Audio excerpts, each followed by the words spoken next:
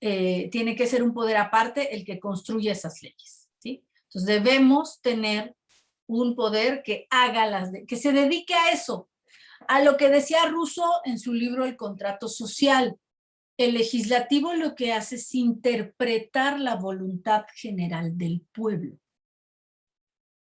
Cuando Rousseau habla de la voluntad general, no está hablando de la suma de las voluntades de todos. Esa descripción de la voluntad general es muy interesante en Rousseau, porque la voluntad general no es la suma de todas las voluntades individuales, sino es más desde una perspectiva aristotélica. En Aristóteles llamaba el bien común. La voluntad general es poner por encima de las voluntades particulares de todos los grupos de la sociedad lo que más convenga a todos. Y lo que más convenga a todos puede que en algunas cosas afecte a un grupo en una parte, ¿no? Y afecte a otros en otra parte, sí. Pero al final es lo mejor para el todo, o sea, es lo que más conviene a todos, aunque algunos puedan ver en ciertos porcentajes afectados sus intereses particulares. Entonces, para Rousseau, el legislativo es el más importante de los poderes, porque el legislativo es el que interpreta esa voluntad general. Es el poder que tiene la obligación, la misión de interpretar qué quiere la ciudadanía, ¿no? de interpretar el pacto. Entonces, para Rousseau es el poder más importante que incluso el ejecutivo. En el caso de John Locke habla del poder federativo, y eso tiene que ver un poco con los poderes locales, es decir, como ustedes deben recordar, que hubo procesos de unificación de los reinos en aquella época de la historia, ¿no? O sea, no existía el Reino Unido de la Gran Bretaña como Estado-nación, propiamente no existía. Entonces existía el Reino de Gales y luego existía el Reino de Escocia, ¿no? Y entonces había diferentes reinos ahí, el Reino de Inglaterra. Entonces, ¿qué es lo que pasaba? Que hubo un proceso de unificación en Estados-nación, ¿no? El Reino Unido de la Gran Bretaña. Lo mismo pasó en, ustedes deben recordar las clases de la primaria de lo que pasó en España, ¿no? O sea, no existía España como tal, ahora que andan diciendo que España debe ofrecernos una disculpa, dicen, no, Dios mío, es una gran ignorancia porque España no existía, ¿no? Existía el Reino de Castilla, existía el Reino de Aragón, existía el Reino de Cataluña, o sea, existían otros reinos, ¿no? El reino de Euskadi. Entonces, ¿qué es lo que pasa? Hay un proceso de unificación. Todos conocemos que se unen estos reinos de Aragón y Castilla, los de los reyes católicos, Cristóbal Colón y etcétera, etcétera, y anexas que ahora ya hasta le quitaron ahí su estatua ahí en Reforma, ¿no? Ya borrado la historia de Cristóbal Colón. Pero bueno, entonces el tema es que pues cada uno de esos reinos o cada uno de esos territorios, a su vez, lo que hoy conocemos como gobiernos subnacionales, ¿no? Pues tenían sus propios intereses y entonces debían estar representados. Entonces, el planteamiento esencial de la división de poderes es que todo el poder no debe estar concentrado en una sola persona. Porque cuando todo el poder está concentrado en una persona, pues lo único que ocurre es que hay abuso de poder. De que esa única persona no necesariamente está interpretando de manera adecuada la voluntad general, ¿no? Hay un libro de Krause que es muy interesante, es un libro sobre los populismos que se llama El Estado soy yo. Y Krause comienza describiendo en ese libro y dice, estas son 4 palabras que nunca deberían estar juntas. O sea, ningún ser humano debería adjudicarse la interpretación absoluta del pueblo. O sea, el Estado soy yo, el pueblo soy yo, ¿no? Es O sea, el pueblo soy yo el que interpreto al pueblo, o sea, yo soy el único que sabe lo que el pueblo quiere. Entonces, eso es precisamente lo que criticaban estas personas, que hubiera un solo individuo que se creyera el intérprete del pueblo, ¿no? Y entonces, ¿qué pasa? Pues anulas al legislativo, ¿no? En el caso de Alexis de Tocqueville, ¿qué es lo que se encuentra? Pues hay una división de poderes ejecutivo, legislativo y el judicial. Y bueno, en este caso que ahí es un sistema federalista, ¿no? Estados Unidos es como el mejor ejemplo de un estado federal, ¿no? Una federación. Entonces, distinto un poco a las concepciones centralistas de los gobiernos que generalmente son los monárquicos, ¿no? Las monarquías tienden a tener una visión centralista que también genera sus conflictos. Ahí ustedes seguramente sabrán ahí todo el tema de la persecución del Reino de España contra Puigdemont, porque anda promoviendo que Cataluña se separe del Reino de España y quieren construir una república, no quieren una monarquía, etcétera, etcétera, ¿no? Entonces, bueno, pero las monarquías pues tienden a ser más centralistas, no tanto federalistas. Y Estados Unidos es el modelo por excelencia del federalismo.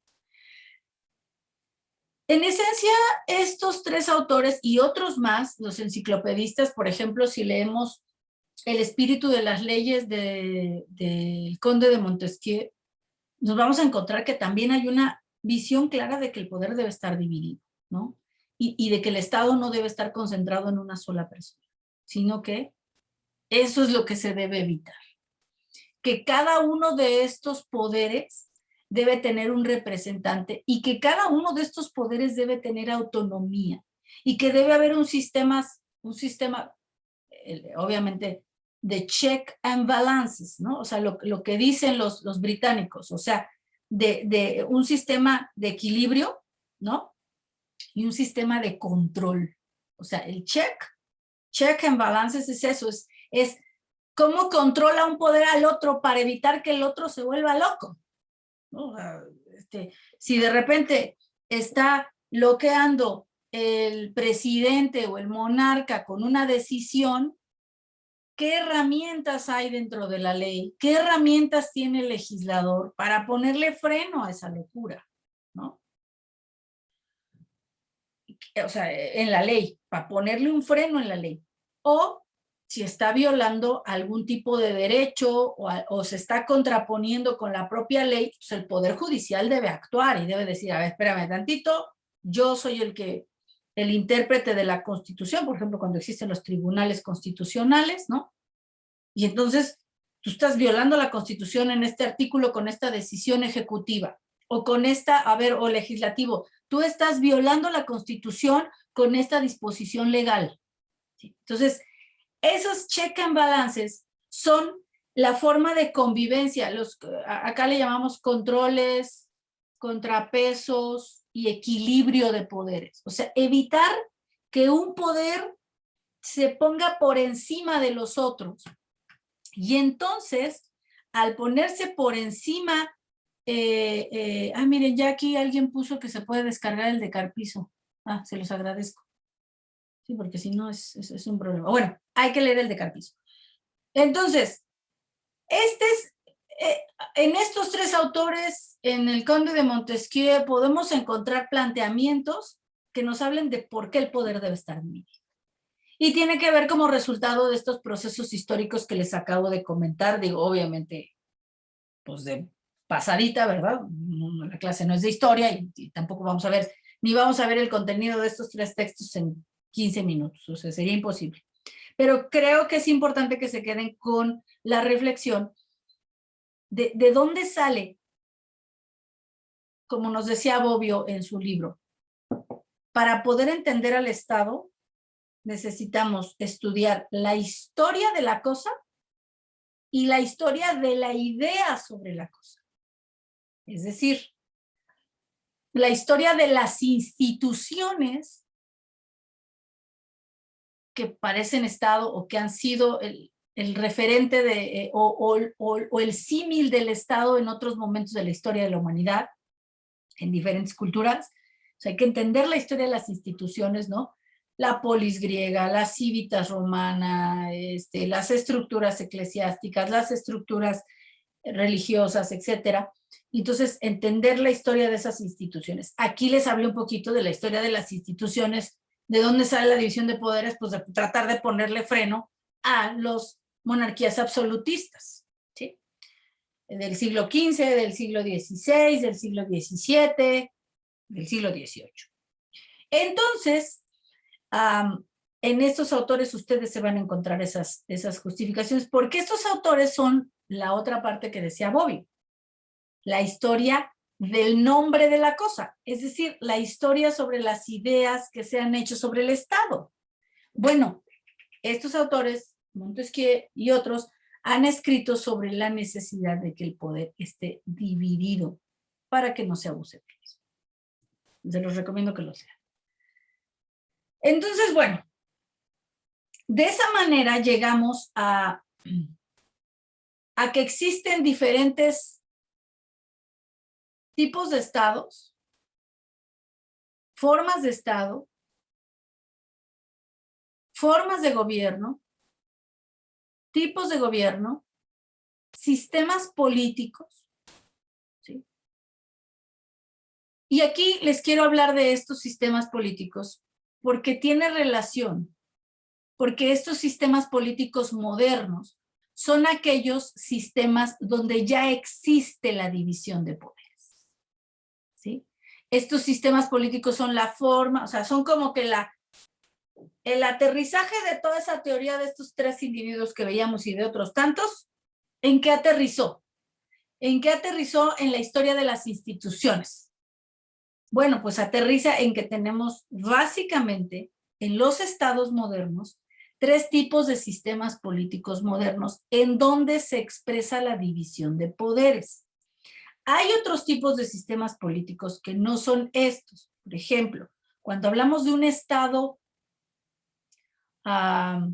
pues uno de estos estados teológicos, ¿no? O sea, que tiene un estado vinculado a lo religioso, por ejemplo, y que su interpretación religiosa es la de un monarca, ¿no? Designado por Dios, ¿no? O sea, pensemos en todos estos países islámicos, por ejemplo, ¿no?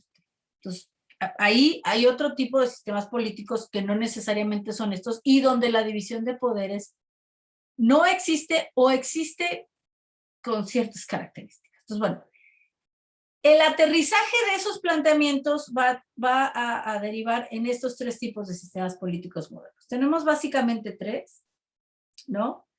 El sistema presidencialista, ¿sí? Ahí vemos la Casa Blanca, ¿no? El Capitolio, el sistema presidencialista es básicamente una tradición norteamericana. Es, digamos, la expresión máxima del presidencialismo, ¿sí? Luego tenemos el sistema parlamentario, ahí ustedes pueden ver una foto del Parlamento inglés, ¿no? Los ingleses son como digamos, ¿cómo decirlo?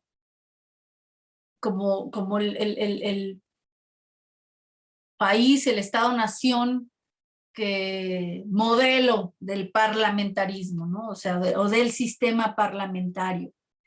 Y luego tenemos los sistemas semipresidencialistas. Ahorita les voy a explicar en qué consiste en cada uno de ellos, ¿no? El sistema semipresidencialista, y ahí tienen una foto del Palacio del Eliseo, ¿no? Que es la casa propiamente de gobierno francesa, porque el sistema semipresidencialista por excelencia es el francés. Ahora, características de cada uno. Todos tienen una división de poderes. Y básicamente la división de poderes de los estados modernos es poder ejecutivo, poder legislativo y poder judicial, ¿sí? El parlamentarismo, que es, yo pienso que en la historia, pues el primero que surge después de estos estados absolutistas. ¿Cuál es la característica del parlamentarismo? Primero, los sistemas parlamentarios tienen dividida la función de jefe de Estado y la función de jefe de gobierno. El jefe de Estado en los sistemas parlamentarios normalmente es el monarca, el rey. O en el caso de del Reino Unido, pues es la reina, ¿no? La reina Elizabeth II. Pero el rey es el jefe de Estado. En el caso español, bueno, pues el rey, ¿no? Felipe, la reina, etcétera, ¿no? Y así podemos encontrar que muchas monarquías constitucionales en Europa tienen un sistema parlamentario. Dinamarca, en los países nórdicos, entonces tienen este modelo parlamentario. Tienen un monarca, ¿no? Que es el jefe de Estado, y luego tienen a un jefe de gobierno, que generalmente es un primer ministro. Ese primer ministro, bueno, pues de entrada, pues el rey ya saben cómo se elige, ¿no? O sea, es un tema total y absolutamente hereditario, o sea, se hereda la corona, ¿no? ¿A quién? Pues al primogénito, bueno,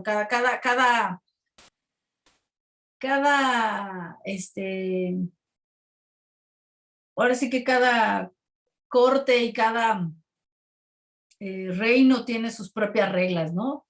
Si la línea sucesoria solo es masculina o si también es femenina. En el caso de Inglaterra, bueno, del Reino Unido, pues sí, hay una línea sucesoria femenina. En el caso de España no, por ejemplo, ¿no? Pues no puede haber reinas, o sea, puede haber tiene que ser el hijo varón el que suceda, tiene que ser el primogénito además, etcétera, ¿no? Entonces, bueno, ahí tienen sus reglas sucesorias las monarquías, ¿no? Entonces, en el sistema parlamentario hay un primer ministro que es el jefe de gobierno. Mientras que el rey se sucede a través de forma hereditaria, en el parlamento es el que elige al primer ministro. Ojo, el parlamento elige al primer ministro. La ciudadanía elige al parlamento. Normalmente, cuando el parlamento se va a elegir, ¿no? En el caso del Reino Unido, pues tiene dos cámaras, ¿no? La Cámara Alta, la Cámara Baja. Es un sistema bicameral. Pero al final de cuentas, lo que hacen es ese primer ministro, su obligación, digamos, ¿no? Es, en este caso, cada partido, cuando entran a un proceso electoral, propone a los personajes, o sea, o en su lista vienen los personajes que dice, bueno, de nosotros ganar la mayoría en el Parlamento, nuestro primer ministro sería Juan Pérez, ¿no? No sé. Entonces, eso le da incentivos a los ciudadanos para votar por uno o por otro, etc. Entonces, pero es el Parlamento el que elige al primer ministro. Y entonces, obviamente aquí hay algo interesante, porque como está dividida la jefatura de Estado de la jefatura del gobierno, el gobierno emana del legislativo. Entonces, como el gobierno emana del legislativo, es decir, el primer ministro, el jefe del gobierno, es un parlamentario más, por decirlo de alguna manera. O sea, es un parlamentario que se va a hacer cargo del gobierno. Y entonces estas figuras de check and balances tienen que ver incluso con un proceso de rendición de cuentas, o sea, verdaderamente muy escrupuloso, porque sus pares lo están midiendo, ¿no? A ver, tú eres uno de nosotros que sí está a cargo del gobierno, pero tenemos que, o sea, tienes que rendir cuentas acá, tienes que explicar acá esto, etcétera, ¿no? De hecho, ellos tienen, bueno, yo conozco el caso de la Cámara de los Diputados del Congreso de España, la Cámara de los Diputados de España, tuve la oportunidad de estar allá y cuando estuve ahí nos llevaron a una sesión de control.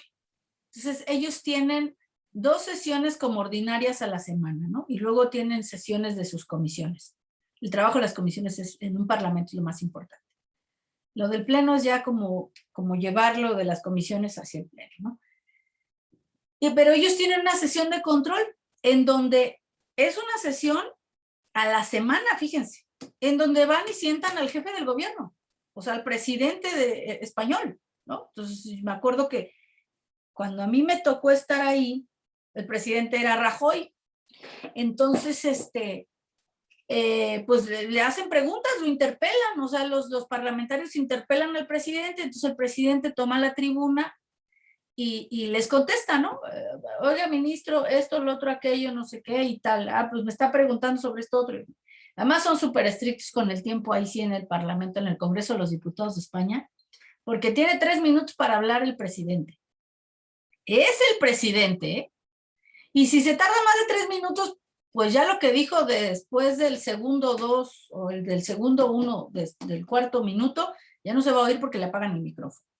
O sea, no es como acá que diputado ya concluyó su tiempo y el diputado se echa todavía otros 3 minutos si le da la gana, ¿verdad? Pero bueno, allá en España no, ahí le cierran el micrófono, así sea la intervención del presidente, ¿no? Que en este caso es el presidente del gobierno, del presidente del gobierno,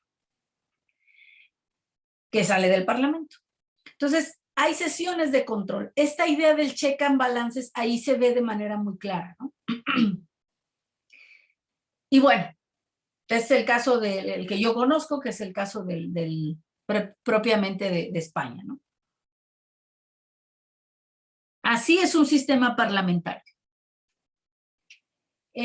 Luego, el sistema presidencialista. ¿Qué características tiene el sistema presidencialista? Bueno, el sistema presidencialista, la figura de jefe de Estado y la figura de jefe de gobierno están en una sola persona. Y esa persona es el presidente del país. O sea, el presidente, en este caso, la mayoría son repúblicas, ¿no? Los sistemas presidencialistas son repúblicas, no son monarquías, ¿no? Y entonces, ese jefe de Estado es un presidente que se elige cada determinado tiempo, en Estados Unidos cada 4 años. México tiene un sistema presidencialista en donde sí, eventualmente, cada 6 años se da una elección de un nuevo presidente. En el caso de Estados Unidos hay la posibilidad de una reelección consecutiva, en el caso de México no hay una posibilidad de reelección consecutiva del presidente, y el presidente es a su vez jefe de Estado, del Estado mexicano, del Estado norteamericano, y también es jefe del gobierno, o sea, es quien organiza el gobierno. El gobierno interior, como le llaman algunos, ¿no? O sea, la actividad de gobernar, el encargado de la administración pública, por decirlo de alguna manera. Diferente a los parlamentarios en donde el jefe de Estado es el rey, y el rey tiene ciertas atribuciones en materia de diplomacia, tiene ciertas atribuciones en materia de representación del Estado, pero, pero al final de cuentas no tiene atribuciones sobre el gobierno interior, sobre las políticas públicas, sobre etcétera, ¿no? Entonces, en el caso del sistema presidencialista, la división de poderes, ¿cómo se da? El presidente no sale del Parlamento, el presidente es electo directamente por la ciudadanía, ¿sí? Entonces, no sale del Parlamento como en el caso del primer ministro o el presidente del gobierno, en el caso de España, que salen del Parlamento. Acá no, acá el Parlamento es aparte. También en Estados Unidos tienen un sistema bicameral, es un sistema, el sistema bicameral en Estados Unidos representa el federalismo, ¿no? Y la república. Y entonces cuando representa la república está la Cámara de Representantes, ¿no? Y el Senado. Los senadores representan a los estados de la Unión, ¿no? A los estados de la Unión Americana, los 50 estados de la Unión Americana. Entonces, en México nosotros, nuestro sistema está hecho muy al modelo de Norteamérica, ¿no? Tenemos también una cámara baja, que es la Cámara de los Diputados, tenemos una Cámara de Senadores, los senadores representan a los estados, mientras que los diputados representan a la nación. Entonces, aquí hay una diferencia, porque el jefe del estado es electo por la ciudadanía y el Congreso o las dos cámaras del Congreso también. Y entonces aquí la dinámica de los checks and balances son diferentes. Yo les digo que en el sistema parlamentario hay una sesión de control a la semana. En el caso de los sistemas presidencialistas, por lo menos en el caso del presidencialismo mexicano, pues hay un informe de gobierno cada año y se hace una glosa de ese informe y los secretarios de Estado acuden a la Cámara de Diputados y al Senado de la República a comparecer para hacer este ejercicio de rendición de cuentas, de informar, de responder a los planteamientos y preguntas que tengan, en este caso, los legisladores. Ese es un sistema presidencialista.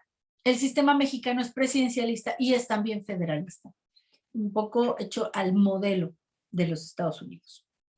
Y el último es el sistema presidencialista, que es un sistema que tiene un presidente electo por el pueblo de manera directa, ¿no? O sea, Francia no quiso volver a ser una monarquía, renunció a ser una monarquía ya que su jefe de Estado fue un monarca. Entonces tiene un presidente de la República que es el jefe de Estado y también tiene un primer ministro que es el jefe del gobierno interior y que sale del Parlamento, es decir, sale de la Asamblea Nacional. O sea, sí, por eso no es un sistema parlamentario, tampoco es un sistema presidencialista, es un sistema semipresidencialista, ¿no? Francia va está en la Quinta República, ¿no? O sea, ya es el quinto intento de tener una república, yo creo que ya como república se quedaron, no creo que los intentos monárquicos regresen a Francia, de hecho hay serios cuestionamientos sobre las monarquías en otros estados-nación, en el propio Reino Unido, ¿no? Con todos estos escándalos de la corona, y en España también, ¿no? Un cuestionamiento de si se debe seguir manteniendo a la realeza, ¿no? Del Reino de España. Entonces, bueno, pues al final estas son las características. Y en el sistema semipresidencialista también se da este esquema de check and balances en el caso del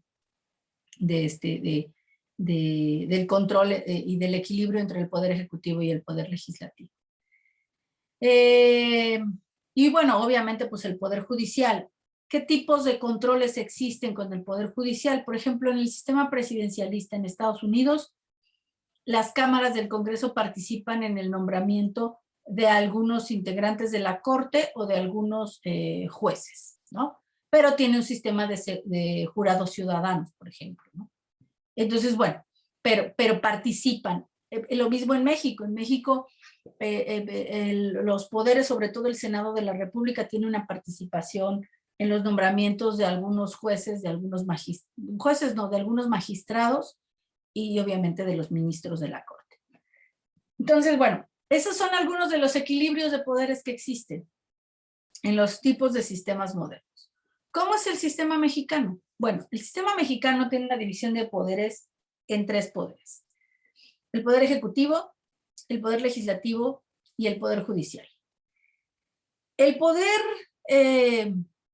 ejecutivo está concentrado en un presidente, ¿no? O sea, tenemos, ahí me faltó una ahí presidencialista, entonces disculparán, un sistema político presidencialista donde el jefe de Estado y el jefe de gobierno están en una sola persona, donde esa persona es a su vez el comandante supremo de las Fuerzas Armadas.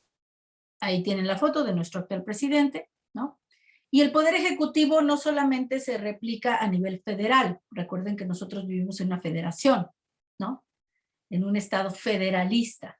Y entonces hay un presidente que tiene a su gabinete, el presidente nombra a todos los integrantes de su gabinete. Hay algunos integrantes de este gabinete que deben pasar por la ratificación de alguna de las 2 cámaras del Congreso. Por ejemplo, el Senado debe aprobar el nombramiento del secretario de Relaciones Exteriores, mientras que la Cámara de Diputados debe aprobar el nombramiento del secretario de Hacienda y de algunos funcionarios de alto nivel, subsecretarios, el tesorero de la Nación, deben estar también aprobados por la Cámara de Diputados. Y en el caso del Senado, no solamente el secretario de Relaciones Exteriores, sino también debe aprobar a los cónsules generales y a los embajadores.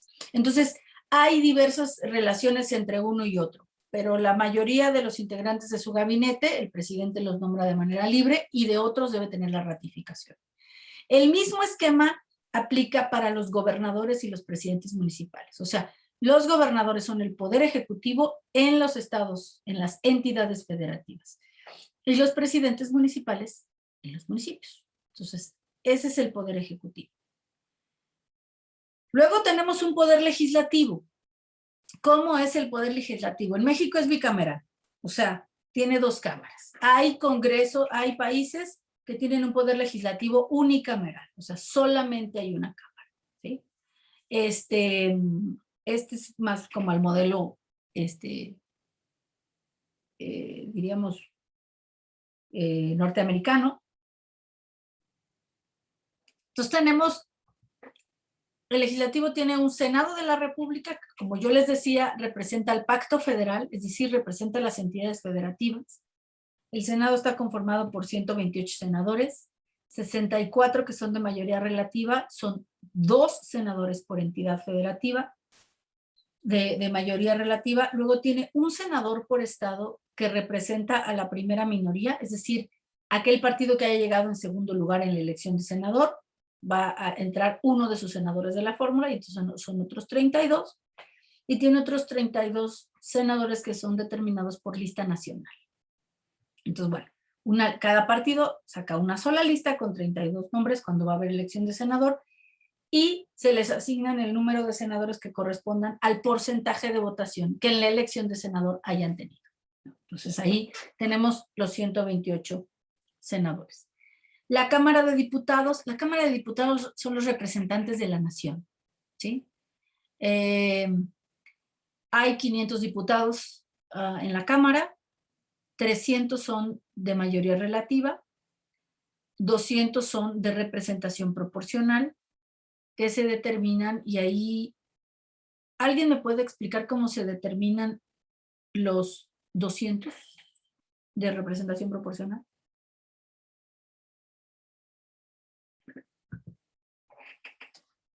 ¿Alguien sabe? ¿Cómo salen? ¿Cómo sabemos cuáles van a ser esos 200? De acuerdo con los resultados electorales, maestra. O sea, sí, de acuerdo con los resultados electorales, pero también de acuerdo con los resultados electorales se determinan los 300 que son de mayoría relativa. El país tiene 300 distritos, o sea, el país está dividido en 300 territorios, que son distritos electorales federales, ¿no? Y más o menos están determinados por una representación digamos, equilibrada de habitantes, ¿no? O sea, no puede haber un distrito que tenga 200,000 habitantes y otro distrito que tenga 1,000,000, o sea, no, sino más o menos todos los 300 distritos tienen la misma representación poblacional. Esos son los 300. Pues los resultados electorales dicen, pues en el distrito 1 gana Juan Pérez, pues sí, el resultado electoral dice que ganó Juan Pérez, ok, Juan Pérez es diputado federal por el distrito 1 del estado de Jalisco, ok, perfecto. Ajá. Y así en los 300 distritos. ¿Y los otros 200? Digo, porque ustedes son comunicólogos políticos. Quiero pensar que, o sea, esta información ustedes ya la deben de tener, pero al día, es más. No digo que conozcan a los 500 diputados, pero sí deben conocer a una buena parte y a los 128 senadores. ¿O cómo van a hacer comunicación política? ¿Cómo van a hacer comunicación política de los resultados electorales? Ok, sí de los resultados electorales, pero ¿cómo se determinan? ¿De dónde salen esos 200? ¿Han oído hablar de las listas de plurinominales? ¿Saben lo que es una circunscripción? ¿Cuántas circunscripciones hay en el país? ¿Cuántos diputados entran por cada circunscripción? ¿Cómo se asignan en cada circunscripción los diputados que le corresponden a cada partido? Con base, sí, en los resultados electorales, pero ¿cómo?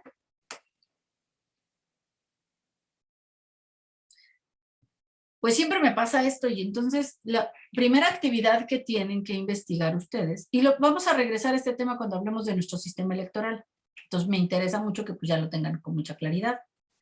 Entonces el primer trabajo de investigación que van a hacer es precisamente investigar eso. ¿Cómo se determinan los 200 diputados plurinominales? ¿Cuántas circunscripciones hay? ¿Qué estados las componen? ¿Cómo se determinan? ¿Cuántos entran por circunscripción? ¿Cómo se distribuyen entre los partidos? Eso, investigación para la próxima clase. No me tienen que entregar nada escrito, simple y sencillamente la próxima clase le vamos a conceder unos minutos para que ustedes me expliquen. Necesitan saberlo. Si no saben cómo funciona esto, ¿cómo hacen comunicación política? ¿No? Y además, porque nuestra materia se llama régimen y sistema político en el México actual. Entonces, en el México actual, pues vamos a ver cómo es, ¿no? Ahorita vamos a ver un poco lo de Carpizo que nos dice cómo era el presidencialismo. Pero bueno, entonces esto se queda de tarea. Lo voy a subir también como una tarea para que la tengan ahí en la instrucción en la plataforma y lo puedan realizar. ¿Qué me interesa? Que ustedes dominen esta información. Es fundamental, fundamental. ¿No? No solo que sepan que los plurinominales se crearon en el 77 y nomás eran 100. Y luego en los 80 subieron a 200. O sea, no, que eso también lo vamos a ver. Pero necesito que sepan cómo se distribuyen. Porque entonces viene la otra parte de la comunicación política. Que desaparezcan los plurinominales. ¿Ustedes qué dirían? ¿Sí o no? ¿Y con base en qué sí? ¿Y con base en qué no? Porque sí, ¿ok? ¿Cuál es el origen de los pluris? ¿Por qué surgieron los pluris? Lo vamos a ver más adelante cuando veamos precisamente nuestro sistema electoral y nuestro sistema de representación. Pero para tener una posición, una postura, si ustedes asesoran a un diputado, supongamos, ¿no? Trabajan para un diputado de la Cámara, de uno de los 500. Y los medios le van a preguntar al mentado diputado si está de acuerdo con que desaparezcan o no los pluris.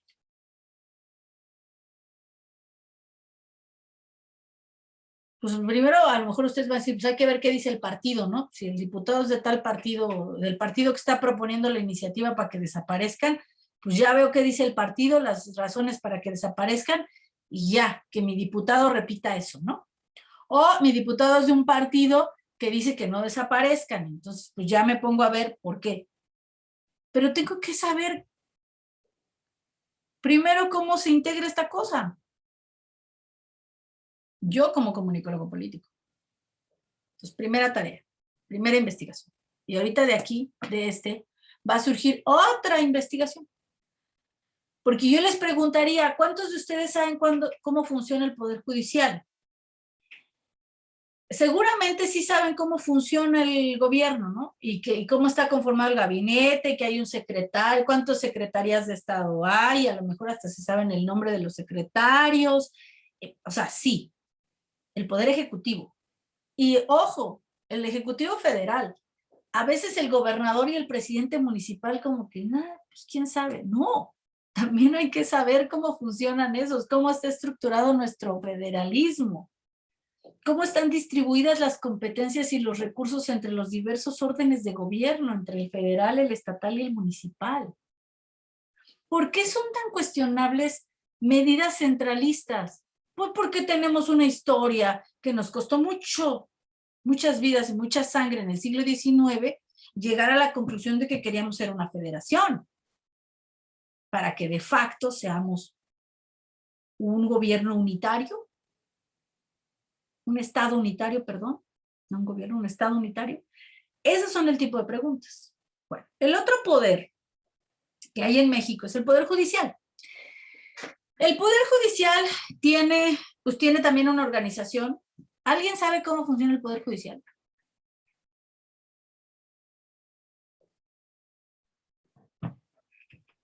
No. No. Sí saben que existe una Suprema Corte de Justicia de la Nación. De esa sí han oído hablar, ¿no? Sí. Sobre todo esta semana que con esta definición histórica, ¿no? De la despenalización del aborto con una definición de la Corte, ¿no? Una ponencia del ministro Luis María Aguilar, que fue aprobada por unanimidad de los 11 ministros. Bueno, el Poder Judicial también hay dos cosas. Hay un Poder Judicial federal, porque somos una federación, y hay poderes judiciales estatales. Municipales no hay, municipales no hay.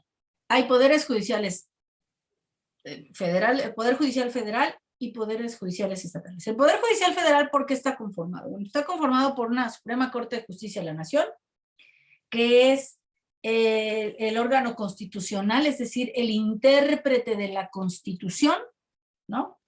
O sea, si ustedes tienen dudas sobre lo que el artículo perengano de la Constitución significa o a qué interpretación darle, ¿quién es el único poder facultado para determinar eso? La Corte. ¿Sí? Son 11 ministros. Los ministros tienen un periodo de tiempo y en la definición de los ministros participa el Poder Judicial, el Poder Legislativo y también el Poder Ejecutivo. Hay algunas propuestas que los manda la Corte, hay algunas propuestas de ministros que las manda el Ejecutivo, y esas dos tipos de propuestas deben ser ratificadas por el Senado de la República por mayoría calificada. La única mayoría calificada existente en nuestra Constitución es la de 2/3 partes. No quiere decir que sea la única. Hay otros sistemas que tienen otras mayorías calificadas reconocidas. 4/5, 3/4, etc. Pero en nuestro caso solo son 2/3 partes. En 1994 en el gobierno de Zedillo hubo una gran reforma al Poder Judicial. Y de ahí fue de donde sale el Poder Judicial como lo conocemos hoy. La verdad es que esta gran reforma al Poder Judicial hizo que existiera una mayor autonomía en el Poder Judicial. Hizo que el Poder Judicial no estuviera tan dependiente del Poder Ejecutivo. Ahorita vamos a ver lo que dice Jorge Carpizo de cómo era nuestro sistema político mexicano post-revolucionario y cómo era la relación que existía entre el Ejecutivo y los otros dos poderes, el Poder Judicial. El Poder Judicial tiene un Consejo de la Judicatura que es, digamos, el órgano de administración del Poder Judicial, ¿no? El presidente de la Suprema Corte es al mismo tiempo el del Consejo de la Judicatura. Y luego tienen jueces federales, ¿no? En todo el país. Esos jueces federales, o sea, juzgados federales, se encargan de juzgar delitos del fuero federal, ¿sí? Y luego tienen colegiados de circuito, o sea, un colegiado es exactamente eso, un grupo de magistrados que tienen, ahora los jueces están divididos por diversas áreas de la impartición de justicia, ¿sí? O sea, hay jueces de lo laboral, jueces de lo familiar, jueces de lo civil, jueces de lo mercantil, jueces de lo penal, etcétera, ¿no? Y entonces, obviamente ellos se encargan de la impartición de justicia de los delitos de este fuero federal. Y los poderes judiciales estatales se encargan de la impartición de justicia de los delitos del fuero común. Los delitos del fuero común son los que están establecidos en los diferentes códigos penal, civil, familiar, mercantil, etcétera, que son de competencia estatal, ¿sí? Y ahí también cada Poder Judicial estatal tiene al presidente del Poder Judicial del Estado de Sonora, del Estado de México, etcétera. Y tienen a sus jueces también de distrito, que son los que juzgan igual, desde lo penal, lo laboral, bueno, lo laboral no creo que no, pero lo penal, lo civil, lo familiar, lo mercantil, etcétera, en todo el país. ¿Sí? sería bueno que otra de sus investigaciones fuera exactamente cómo funciona el Poder Judicial. Porque muchas veces, de repente oímos en las noticias, bueno, es que el juez de materia de competencia dictó una orden de suspensión ante un amparo que solicitó un particular para que una orden de suspensión contra la ley de la industria eléctrica, ¿no? Entonces ya sale el presidente ahí a vapulear al juez y la manga del muerto, pero pues, ese juez, ¿por qué dijo eso, no? Bueno, pues porque se lo dijeron los diputados que tales artículos de la ley esta era inconstitucional, pero pues el presidente quería que así se aprobara y así se aprobó. Entonces, ¿qué pasa? El asunto termina en la corte. El asunto termina en amparos. Estos son los tipos de equilibrios que hay, ¿no? Por eso el Ejecutivo tiene la facultad de enviar iniciativas de ley al Legislativo, al Congreso, pero no de hacer las leyes. Quienes hacen las leyes, tomando en cuenta iniciativas del Poder Ejecutivo, de cualquiera de los 628 legisladores, de los congresos estatales y las iniciativas ciudadanas. El Poder Legislativo tiene que dirimir esas. El Poder Judicial no tiene facultad de presentar iniciativas ante el Congreso, a pesar de que tiene una facultad cuando emite resoluciones que terminan siendo jurisprudencia, es decir, que dan una pauta como esta última de esta semana, del tema de establecer la despenalización de la práctica del aborto voluntario, ¿no? En cualquier entidad del país, o sea, ahí fue una resolución respecto de un amparo solicitado con respecto a, no, amparo solicitado, es una controversia constitucional respecto de unos artículos de la Constitución del Estado de Coahuila, ¿no? Donde se penalizaba esa práctica en el caso de las mujeres. Entonces, hacen jurisprudencia. La jurisprudencia sirve de guía, por decirlo así, ¿no? Para que el legislador actúe en áreas en las que a lo mejor no ha actuado y se ponga a legislar sobre eso. Porque al final lo que hace el Poder Judicial es aplicar la ley, interpretar lo que dice la ley. Si no hay ley, o si esa ley se contrapone con la Constitución, que eso es cuando se puede interponer una acción de inconstitucionalidad, ¿no? O un acto de la autoridad resulta que es contrario a lo que dice la Constitución y se violan los derechos de alguna persona, se puede establecer una controversia constitucional. Bueno, entonces hay que entender cómo funciona el Poder Judicial y los diferentes tipos de equilibrios de estos checks and balances que yo les decía existen entre los poderes. Entonces, a ver, déjenme ver si es aquí. ¿Qué nos dice Carpizo en su libro El presidencialismo mexicano? Bueno, es un libro muy interesante. Es un libro desde la perspectiva jurídica. Carpizo era abogado, era jurista, ¿no? Era constitucionalista, fue rector de la universidad, fue procurador general de la República. Entonces Carpizo escribe este libro en la década de los 70, después salió otra versión actualizada, precisamente ante el proceso de segunda alternancia después de la elección del 2018. Pero básicamente, ¿qué es lo que hace Carpizo? ¿Alguno de ustedes sí leyó el libro?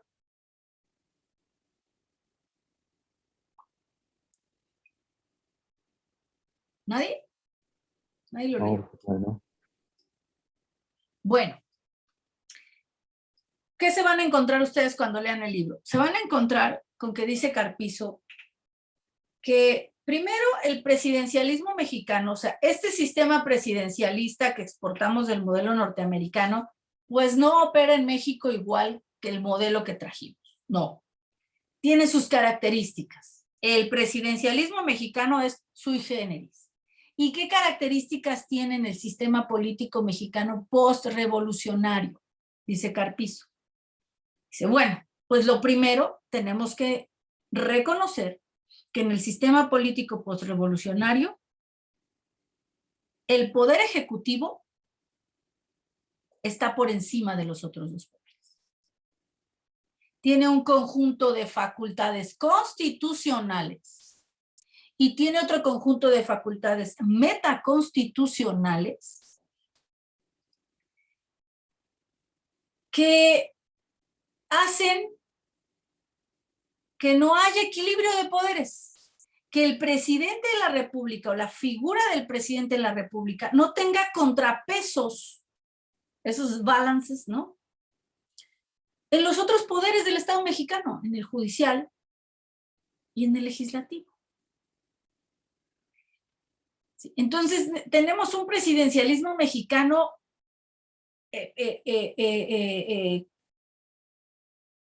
cuasi todopoderoso en el sistema político postrevolucionario. Cuasi todopoderoso, que decide todo, que distribuye todos los recursos, que está por encima de los otros poderes, que está por encima de los estados de la federación. Una presidencia de la República muy fuerte.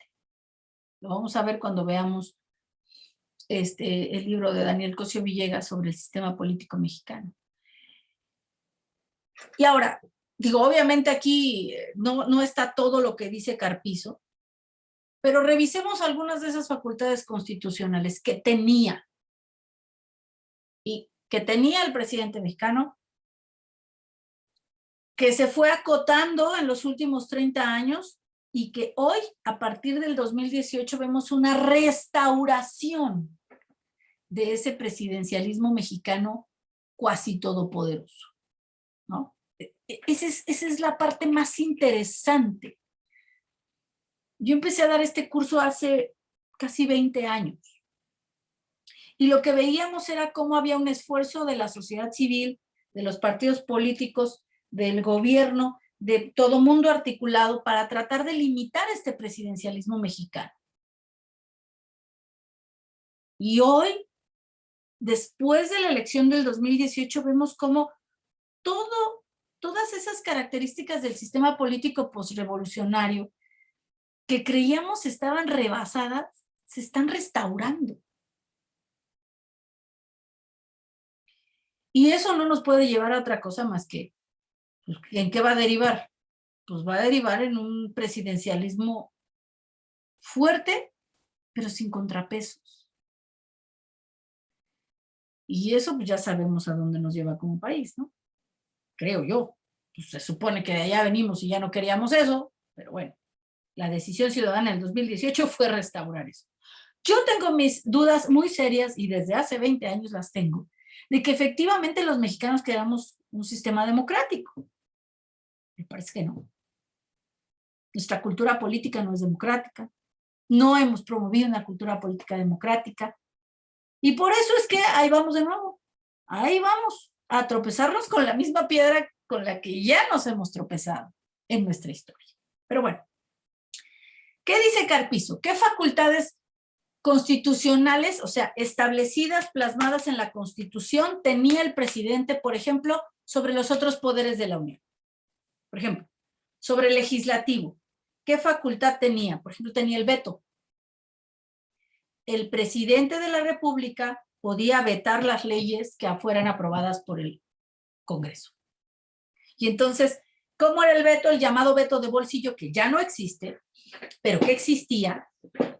El llamado veto de bolsillo es: el Congreso aprueba una ley, esa ley se debe publicar en el Diario Oficial de la Federación para que entre en vigor, para que esté vigente.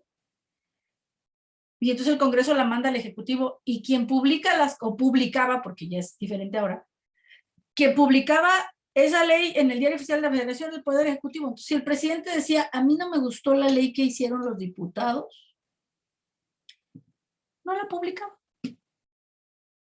Entonces, tenía esa facultad de veto sobre las decisiones del Ejecutivo, ¿no? por poner uno de tantos ejemplos, de cómo el poder ejecutivo estaba sobre el poder legislativo. Sobre el poder judicial, antes de la reforma del 94, el presidente de la República nombraba a los jueces y a los ministros de la Corte. Entonces, pues si él los nombraba, pues de alguna manera, ¿cómo iba a determinar, ¿no? Una independencia del Poder Judicial respecto del Poder Ejecutivo. Pues prácticamente el presidente era jefe de los jueces, jefe de los magistrados y jefe de los ministros. Entonces, tenían que responderle a su jefe, ¿no? Entre otras cosas, no existía la Suprema Corte de Justicia de la Nación como el órgano intérprete de la Constitución. Pues era casi, pues lo que la Constitución dice, pues es casi lo que el presidente quiera que diga, ¿no? Esos son dos ejemplos de cómo estaba por encima de los otros poderes. Ejemplos de cómo estaba por encima, o sea, y que eso decía la Constitución. Ejemplos de cómo estaba el poder del presidente, del Ejecutivo Federal, sobre los estados de la Federación. Bueno, pues el primero es el asunto de la lana. O sea, antes de las reformas a la ley de coordinación fiscal, donde la reforma que hubo en la década de los 80, la reforma municipal, que establecen una distribución de los recursos ya por ley, o sea, no como que el gobierno federal le quiera mandar tanta lana a tal estado y le mande otra tanta lana a tal estado, ¿no? Así era. Entonces, ¿qué pasaba si un gobernador quería hacer una carretera o quería hacer un hospital? Pues se tenía que llevar bien con el presidente. Si no se llevaba bien con el presidente, en la vida le iban a dar la lana para construir eso, por ejemplo, ¿no? Entonces, pues había un sistema de distribución de los recursos que tenía sometidos a los estados de la federación y a los municipios a las designaciones del presidente. Y en mucha medida eso se revirtió un poco con estas reformas, pero no crean que cambió del todo, ¿eh? O sea, el nivel de descentralización de los recursos, y ahora que ya entregaron el paquete económico la semana pasada a la Cámara de Diputados, yo me espanté por unos transitorios que trae la ley de ingresos, donde prácticamente quieren centralizar de por sí. De la recaudación federal participable le toca solo el 20%, solo el 20% a los estados, y de ese 20%, un 20% a los municipios, es decir, a los municipios les toca como el 4%. Hagan de cuenta que de toda la bolsa de dinero de este país, de todo lo que se recauda, de impuestos y de ingresos por petróleo, etcétera, o sea, toda la bolsa de la lana que hay en este país, el 80% se lo queda a la federación, el gobierno federal, el 20% se lo dan a los estados, de ese 20% los estados le tienen que dar a su vez 20% a los municipios, y entonces el estado se queda como con 16% y el municipio como con 4%. ¿Quién tiene el poder?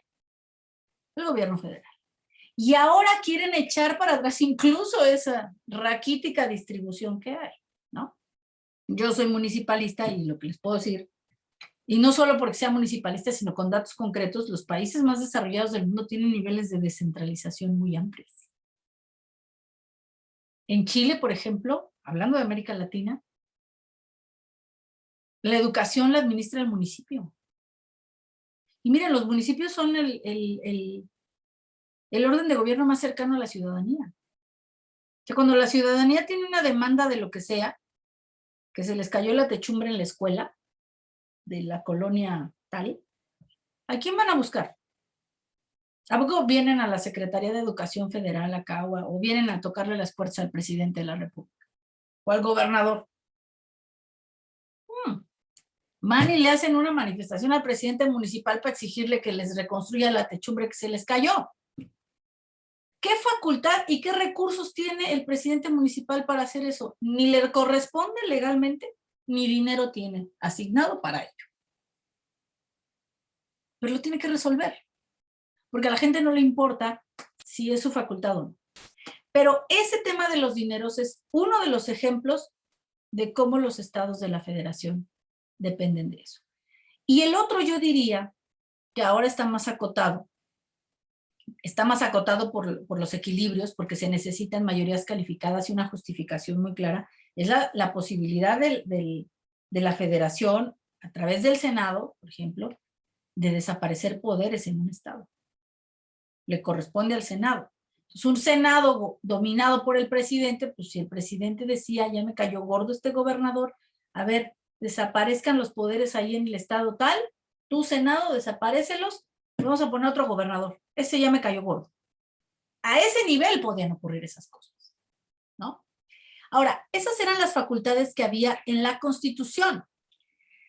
Hablemos de otras facultades que tenía el presidente del país, que no estaban en la Constitución, pero eran parte del régimen, de las reglas del juego, de los poderes de facto. O sea, poderes que de facto tenía el presidente, que no estaban en la Constitución, pero que eran facultades, como les llama Jorge Carpizo, metaconstitucionales, que lo hacían casi todopoderoso. Aquí yo les pongo dos, que eran muy importantes. El jefe del partido oficial como le llamaba Daniel Cosío Villegas en su libro El Sistema Político Mexicano, el partido oficial que en aquel entonces era, bueno, PNR, PRM, PRI, ¿no? Era el jefe del partido. O sea, en el partido se hacía lo que el presidente de la República dijera. ¿Le suena familiar eso? ¿Le suena conocido a lo que está ocurriendo hoy con Morena, por ejemplo? Entonces, ¿quién determinaba quién iba a ser candidato a diputado? Que era ser candidato y automáticamente ser diputado, el presidente. ¿Quién determinaba quién iba a ser candidato a gobernador? El presidente. A senador, el presidente. Entonces, no solamente lo que la Constitución decía para que se pusiera por encima de los poderes de la Unión, sino que si el presidente había determinado quién iba a ser diputado, senador, gobernador, presidente municipal y hasta regidor, ¿a quién le debían esos diputado, senador, gobernador? El estar ahí. Al presidente. ¿A quién obedecían? Al presidente.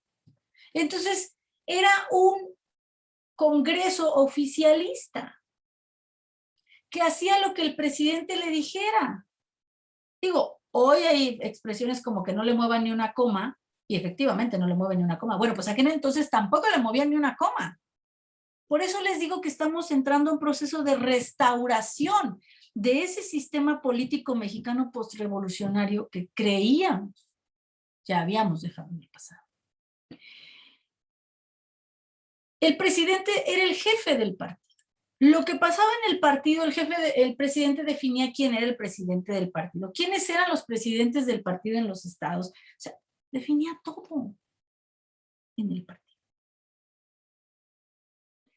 Otra facultad metaconstitucional, una de las tantas que menciona Jorge Carpizo en su libro, es que el presidente elegía a su sucesor. Esta visión del tapado, esta visión pues sí, del fenómeno de lo que ocurre en las entrañas del poder, ¿no? De las palabras mayores que describe Luis Espota en su novela. Este presidente todopoderoso que decía, ¿hasta quién me va a suceder, verdad? Y que ponía a todos sus, pues ahora sí que a todo su gabinete y a los gobernadores y a todos los de su élite cercana, pues a competir entre ellos, a ganarse el favor del presidente para poder ser el sucesor. Era el presidente. Esa facultad no estaba dentro de la Constitución. Y es una facultad muy poderosa, porque mantiene a todo su séquito, a todo su gabinete, a todo su grupo político o a los grupos políticos, los mantiene alineados a lo que el presidente diga, porque pues, si tú eres aspirante a ser presidenciable y te pones de rebelde o etcétera, pues ya bórrate de la lista, maestro, porque no te va a tocar. ¿Le suena similar a cosas que están ocurriendo actualmente? O sea, creo que el presidente actual ya tiene a su sucesora, ¿no? Ya tiene a su favorita para la sucesión, hasta donde alcanzamos a ver. Pero por lo menos la convicción de lo que hay en el partido oficial actual, pues es que quien va a decidir al candidato va a ser el presidente del país actual, ¿no? Entonces, estos son algunos ejemplos de lo que nos dice Jorge Carpizo en este libro muy interesante que tienen que leer y que es muy importante que lo lean. Ahora, esto de reformas actuales, pues ya no sé si son tan actuales, ¿no? Pero reformas recientes, más bien le voy a cambiar a la presentación y le pondré recientes. O reformas, pues qué decir, miren, las reformas para el proceso de democratización en este país comenzaron por ahí de la década de los 60. La primera reforma fue la del reconocimiento de los diputados de partido. Y luego viene la reforma electoral de 1977. Estas reformas van a responder, sí, a una presión social que había para poder darle aire a este sistema, ¿no? De un presidencialismo cuasi todopoderoso, autoritario, ¿no? Que se ponía por encima de los otros poderes. Y entonces, desde la década de los 60 hasta, yo diría, la década de los 90, vamos a tener un conjunto de reformas democratizadoras del sistema político mexicano, en donde muchas de estas facultades constitucionales van a ser acotadas, en donde algunas de estas facultades metaconstitucionales también se van a ir acotando, hasta que llegamos al año 2000 con la primera alternancia. Fueron esas reformas desde los 60 hasta los 90 lo que abrieron el sistema, lo democratizaron parcialmente y permitieron que un partido diferente al PRI ganara la presidencia de la República en el año 2000, por ejemplo. Reformas que acotan estas facultades del presidencialismo mexicano, que lo hacen un poco más débil, que lo hacen un poco más, que lo hacen diferente, ¿no? Algunas de estas reformas, ¿no? Son reformas, que eso ya nos lo dice Pedro Salazar en su libro, para crear ciertos órganos autónomos, ciertos órganos que se encarguen de cosas muy específicas en el Estado mexicano y que no dependan de ningún poder, ni del Ejecutivo, ni del Legislativo, ni del Judicial, sino que sean autónomos y que se hagan cargo de una cuestión muy específica, técnica, sin ningún tipo de influencia del propio gobierno o del presidente. La primera oleada del surgimiento de los órganos autónomos son estos tres que les pongo aquí. Se va a dar en la década de los 90. Los tres van a ser promovidos precisamente en el gobierno de Carlos Salinas de Gortari. El primero es la Comisión Nacional de los Derechos Humanos. Se crea esta comisión, en algunos otros países se llama la Defensoría del Pueblo o la Defensoría de la Ciudadanía. Así, en España se llama el Defensor del Pueblo. ¿Qué es la Comisión de Derechos Humanos? Es una comisión autónoma, independiente, que va a tratar de velar por la protección de los derechos humanos de los ciudadanos.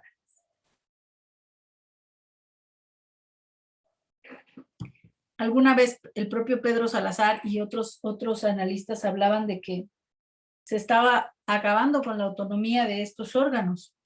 Y creo que uno de los órganos que prácticamente ya no tiene autonomía y que prácticamente fue asaltada por el gobierno actual es la Comisión Nacional de los Derechos Humanos. O sea,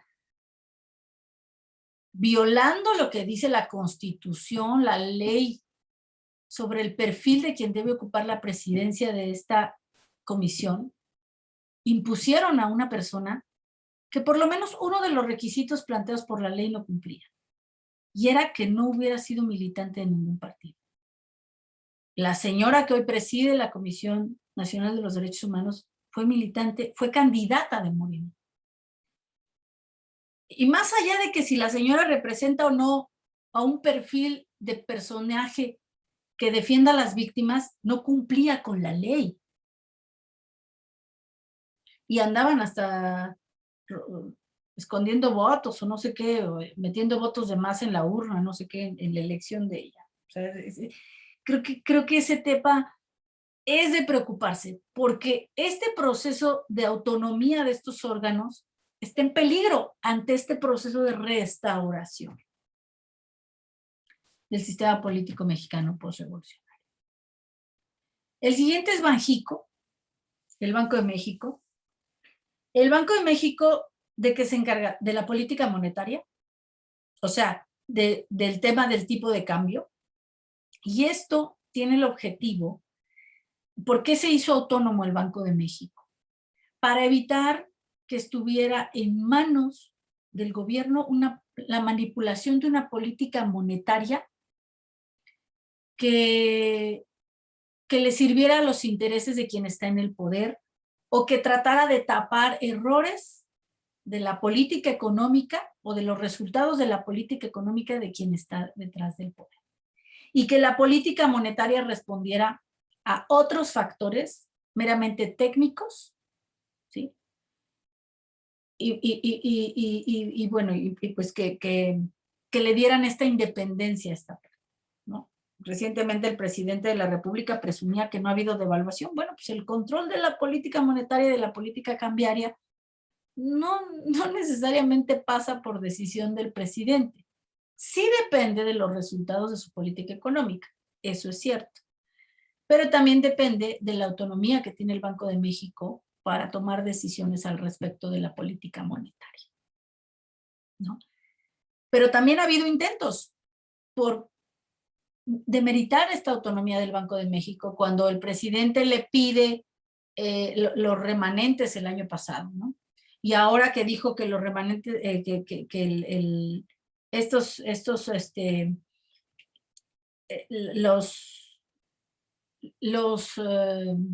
bueno, es que serían como los excedentes que pueda tener el banco, ¿no? Se puedan usar para pagar la deuda externa. No es que no se pueda, pero primero no se puede por definición del presidente, o sea, no es que el presidente lo mande, el Banco de México es autónomo. Y segundo, el proceso legal para hacerlo es un proceso en donde resulta más caro hacerlo que no hacerlo. Entonces, ahí la propuesta del presidente es una propuesta propagandística, para tratar de decir, pues si el Banco de México no hace lo que yo le estoy diciendo, pues es que no están del lado del pueblo, ¿no? Cuando en realidad el Banco de México tiene que tomar esas decisiones con estricto apego a información objetiva y apegados a la ley, a lo que les diga la ley, no a lo que les diga el presidente. Entonces, también está en riesgo, ya ha mandado, ya trae ahí hasta una pugna con con su primera propuesta de subgobernador del Banco de México, que fue Gerardo Esquivel. Gerardo Esquivel es un tipo afín al proyecto del presidente, pero lo manda como subgobernador y ya hasta se dieron en la mañanera un encontronazo ahí, pues porque el otro tiene que actuar conforme a lo que la ley diga, no conforme a lo que el presidente le manda. Y ahí está en riesgo porque está en puerta el nombramiento de otros subgobernadores y también de quién va a ser el próximo gobernador del Banco de México. Hasta donde sabemos, el presidente quiere que quien era secretario de Hacienda, que dejó de serlo hace poco y fue sustituido por Ramírez de la O, va a ser subgobernador o gobernador del Banco de México, ¿no? Y el otro es el Instituto federal electoral, bueno, ahí dice nacional electoral, que es el actual, pero el antecedente de este es el IFE. Y bueno, pues ¿cómo surge el IFE y por qué surge? Pues surge porque quien se encargaba de realizar las elecciones era la Secretaría de Gobernación del gobierno federal. Entonces crea el IFE como una institución autónoma que organizara los procesos electorales. Hoy hay un planteamiento desde el gobierno de incluso de desaparecer al INE y de que el gobierno se haga cargo de los procesos electorales. Bueno, ya eso ya lo vivimos. La caída del sistema en el 88, con Bartlett como secretario de Gobernación y encargado de los procesos electorales, ya lo vivimos. Y eso nos llevó a construir instituciones como esta. Querer desaparecer al INE y regresarle esas facultades de organización de elecciones al gobierno, creo que sería el peor error o la peor regresión en términos de los avances de la democracia en México, ¿no? Entonces habría que pensar. La segunda oleada fue en la primera década de los 2000, con la creación del IFAI, que primero fue IFAI y luego ya fue INAI, y del CONEVAL, que es el Consejo Nacional de Evaluación de la Política Social. Y la tercera oleada fue en la segunda década de los 2000, donde el IFAI pasa a ser INAI, que es el Instituto de Transparencia, donde se crea el Sistema Nacional Anticorrupción, donde se le da autonomía al Instituto Federal de Telecomunicaciones, a la Comisión Federal de Competencia Económica. La última etapa fue a la Fiscalía General de la República, a la Comisión Reguladora de Energía y a la Comisión Reguladora de Hidrocarburos. Entonces, que en estas dos, como lo decían algunos analistas, hay dos maneras de quitarles la autonomía a los órganos autónomos. Una es desaparecerlos constitucionalmente, lo cual ya tiene sus limitantes ante el hecho de que las mayorías parlamentarias y sus aliados ya no tienen la mayoría calificada, y en el Senado nunca han tenido la mayoría calificada que requieren para cambiar la Constitución y quitarles la autonomía constitucional. O la colonización, que es lo que ha pasado en la Comisión Nacional de los Derechos Humanos, lo que está pasando en Banjico. En el INE más o menos los últimos consejeros que se nombraron son como muy afines al proyecto del gobierno, pero donde sí vimos esto de manera muy dramática fue en la CRE y en la Comisión de Hidrocarburos. ¿Por qué? Porque a quienes nombraron como comisionados en esos órganos no cumplían con la ley, y el presidente los defendió y dijo que lo que pasa es que eran honestos, y si no tenían el perfil que se necesitaba, pues no importaba, que eran honestos. Entonces ahí ya hubo un proceso de colonización. En la Fiscalía General de la República también sabemos que el fiscal actual es afín al presidente. Entonces, bueno, pues trae un pleito contra el INAI, contra el INE, contra el CONEVAL, porque no son afines a las decisiones que toma. Y hay un proceso de golpeteo para tratar de revertir, ¿no?, la autonomía de estos órganos. Dice que son caros, dice que no sirven para nada, y lo que sí hay que decir es que la creación de estos órganos y su fortalecimiento es resultado de un proceso de democratización. Entonces, bueno, pues, ¿qué les puedo decir? Es un tema, lo que nos dice Carpizo es un presidencialismo fuerte. Hoy tenemos otra vez un presidencialismo fuerte. Yo tengo mis dudas de que los mexicanos no debamos tener un presidencialismo fuerte. Lo que sí creo es que deberíamos tener un presidencialismo fuerte, pero con controles, con contrapesos y acotado por la ley y la Constitución. Y eso es lo que a mí me parece que está en riesgo ante este proceso de restauración del sistema político por revolucionario a partir del 2018, y con el voto de la mayoría de los mexicanos, que le dio mayorías pues en el, absolutas y que construyeron mayorías calificadas, por lo menos en la legislatura pasada en la Cámara de Diputados. No lo lograron así en la Cámara de Senadores, pero pues, al final es un tema. Particularmente lo iremos viendo a lo largo del curso. Yo siempre regreso a la pregunta si efectivamente los mexicanos queremos ser democráticos, queremos vivir en una democracia. No tenemos valores democráticos instalados en nuestra cultura política. Somos más, venimos de tradiciones más autocráticas que democráticas. Bueno, es una pregunta que está ahí en el aire, ¿no? Porque, y la pregunta surge a partir de la decisión de los mexicanos. O sea, este proceso de restauración de este sistema político posrevolucionario tiene su origen en una decisión ciudadana del 2018, en donde la mayoría de la ciudadanía que votó dijo, queremos esto. O por lo menos así lo están interpretando quienes llegaron al poder. La ciudadanía nos dijo que quería esto que estamos haciendo, que restauráramos eso. Eso fue lo que nos dijo. Así están interpretando el mandato de las urnas del 2018 quienes hoy están en el poder. Y yo creo que puede haber una parte de la población y de la ciudadanía que efectivamente quiera volver a ver un presidente fuerte.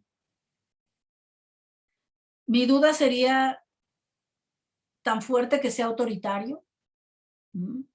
Yo ahí no lo sé. En teoría los mexicanos ya no queríamos el autoritarismo. En la práctica estamos regresando hacia allá. Creo que es una reflexión de fondo sobre el sistema político actual que tenemos que hacer. ¿Queremos regresar a aquello o no? Y si no queremos, pues habrá que expresarlo en las urnas. Si seguimos expresando en las urnas que queremos eso, pues eso vamos a tener, eso es lo que estamos teniendo. Yo más que juzgarlo, o sea, porque no lo juzgo, yo creo que no se puede juzgar la decisión de la ciudadanía en el 2018 de otorgarle tantas facultades y esa mayoría que le otorgó al actual gobierno. Quiero pensar que de verdad la gente, los mexicanos, las y los mexicanos, quieren ir hacia allá, ¿no? Añoran ese sistema. Creo que el presidente sí lo añora y creo que el presidente tiene muy claro qué es lo que quiere construir. Y creo que tiene el apoyo de la ciudadanía. Entonces, tal vez deberíamos empezar a hablar de una narrativa distinta. Tal vez la democracia no es para los mexicanos. Y tendremos que ver qué tipo de autocracia queremos. A lo mejor nos convendría empezar a pensar en eso. Pero bueno, eso ya se los dejo como de reflexión.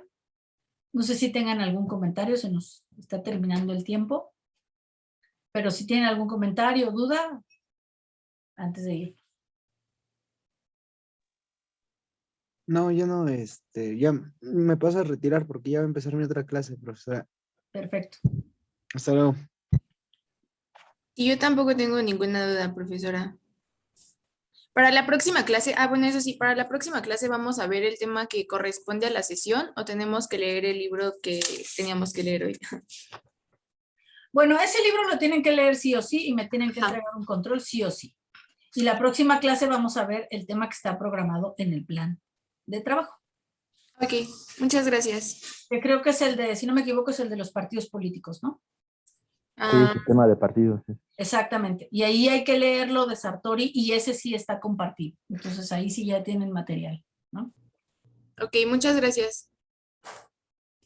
¿Alguien más? Si no, digo, yo sé que me fui así, pero pues es que entre ver lo teórico y verlo el caso mexicano sí nos lleva mucho tiempo. Si no, para despedirnos, y pues estamos en contacto a través de la plataforma. Mándenme no sé si me mandaron aquí en el chat sus teléfonos, pero o por correo o aquí en el chat déjenme su teléfono. Si quieren que armemos el grupo de WhatsApp. Si no quieren que lo armemos, no lo armamos, ¿verdad? O sea, tampoco es como que obligatorio. Pero creo que puede ser una alternativa para tener una comunicación, sobre todo que entre ustedes se puedan compartir materiales si es que los consiguen, como el caso de Joaquín, que compartió ya el texto de Carpizo. Ay, miren, ahí me están dejando algunos. Bueno, si no, pues les deseo que tengan bonito sábado, buen fin de semana y nos vemos dentro de 15 días. Igualmente, profesora, muchas gracias. Gracias. Gracias, Buen día. profesor. Hasta luego. Si tienen alguna duda, guárdenla y dentro de 15 días arrancamos con esas dudas de esto que se haya visto en la clase, para que no se queden con algo atorado así como que los entiendo que ya se tienen que ir, yo también ya me tengo que ir, y a lo mejor se les queda ahí algo en el radar, lo vemos la próxima. ¿Les parece? Perfecto, gracias. Gracias. Está muy bien, hasta luego. Hasta luego. Luego.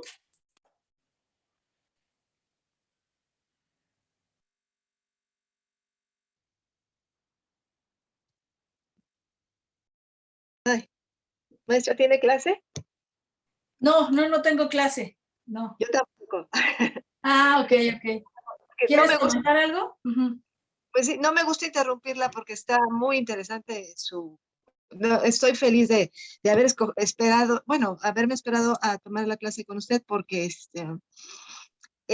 sí vale la pena todos estos, toda la experiencia que tiene en el área de, de gobierno para entender lo que está sucediendo. A mí me pasó con López Obrador en la jefatura de gobierno, quería comentárselo a mis compañeros, como es otra manera de administrar invadiendo las facultades de otros.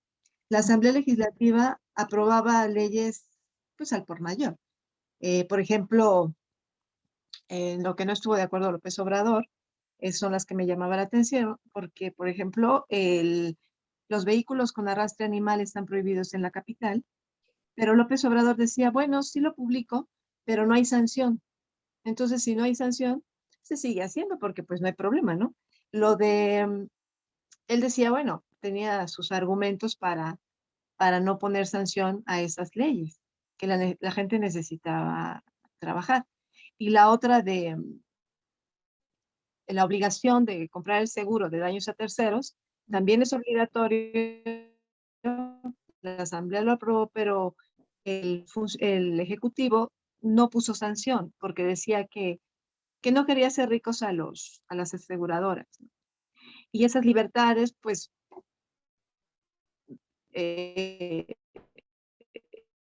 inhabilitan el hecho de Sí, poder, de publicar, pero pues realmente cambia. y bueno, esa es una cosa. Yo la verdad es que sí lo observo. Vamos a leer el libro de Ah, no, no lo Daniel Cosío escucho. Villegas, del sistema político mexicano. Y esto que dicen algunos analistas de que su alter ego ha de ser Echeverría, créeme que no es o sea, no está tan errado, ¿no? Y yo creo que el mayor ejemplo de su visión sobre el equilibrio de poderes es precisamente el desafuero. O sea, el proceso de desafuero, lo que hizo López Obrador, o sea, lo que lleva a López Obrador al desafuero como una estrategia política errónea de sus adversarios, porque creo que lo único que hicieron con eso fue hacer que creciera. Pero si tú lo ves desde el punto de vista jurídico, el señor cayó en desacato de una orden judicial. O sea, eso es lo que lo lleva al desafuero. Entonces, ¿por qué él desacató al Poder Judicial? Sus razones podrá haber tenido, pero lo hizo en realidad porque consideraba que tenía que hacer que lo que él estaba pensando era mejor, o sea, su desacato atendía al bien común, al bien de la gente, ¿no? Del pueblo, en contra de una decisión de un juez. Sí.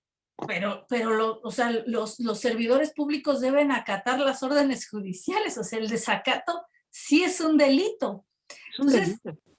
Exacto, entonces ahí está su visión, ¿no? O sea, su visión es, si si lo que definan otros poderes se contrapone con lo que yo quiero, Ujú. entonces me lo tengo que saltar. Y está bien porque lo justifica el pueblo, su necesidad, etcétera, ¿no? Que esa es su narrativa. Entonces yo creo que ese es un ejemplo muy claro. Ahora, yo por eso creo que más que ponerse en una perspectiva totalmente crítica del gobierno actual, creo que tendremos que pensar en la otra parte, ¿no?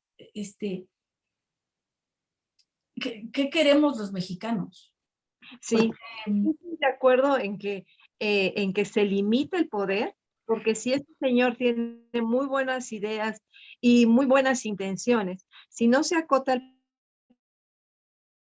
poder, piensa que será eterno como en en este cargo, le deja las manos libres a su sucesor y no sabemos qué clase de persona, si los que tienen buenas intenciones, pero no son muy competentes, nos llevan al fracaso, ahora competentes sin buenas intenciones o incompetentes y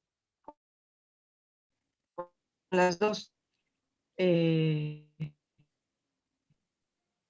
no sé, entonces, no,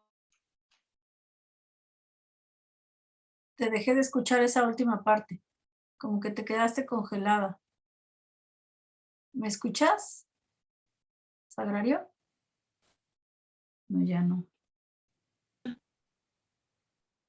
está fallando. Sí. Yo digo, bueno, Andrés Manuel López Obrador para muchos no es competente y pues para mí se quedó eh, como buen maestro de historia y historiador, se Ujú. quedó en esa parte y sí, bueno, esas reflexiones que hacía de que estamos retornando a esa época postrevolucionaria, tiene mucho sentido porque él se quedó admirado del trabajo de Cárdenas y de Juárez y lo está replicando, al menos esa idea cree que tiene, ¿no? Pero no, Sí. yo dudo mucho de su competencia y por eso hay tantos poderes para que se equilibre, para que se regule